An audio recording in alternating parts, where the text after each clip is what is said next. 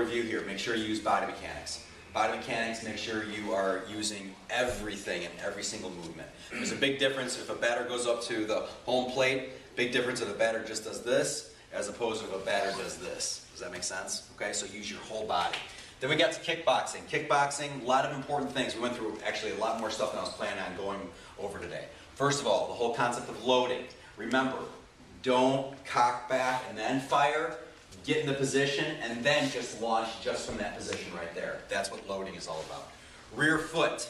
What do I mean by rear foot? Who remembers that?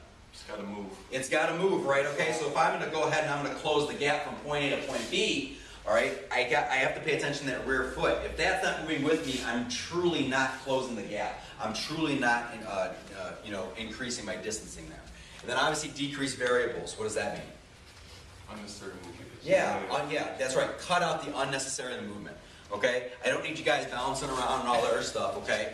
Simplify the movements. Decrease the variables. Once we decrease the variables, we can increase the level of the success of whatever movement. But also take a look at it from almost like an assessment standpoint. If stuff is going wrong and you decrease the number of variables, then you only have to take a look at a couple things. Does that make sense? Okay, all right. I remember when I was going through a lot of Thai boxing and boxing training, I had too many variables. And so trying to pinpoint exactly what I was doing wrong, finally the coach I was working with just said, you know what, we need to totally tear down everything and kind of start all over again, Last but not least, ground fighting. If you notice when Paul was doing it, Paul was doing just an incredible job on using his hips and leverage, okay? He wasn't using strength. What's the problem with using strength and power over leverage down the ground? Get tired.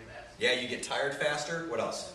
If the guy's stronger than If the guy's stronger, you're out of luck, right? Right. Okay, all right. So really, when we get down the ground, learn how to use your leverage. And as we get into the ground fighting portion or the ground fighting hour here in a couple minutes, you're going to find out we're going to be able to really massively increase our leverage, which is going to lead to very, very fast taps.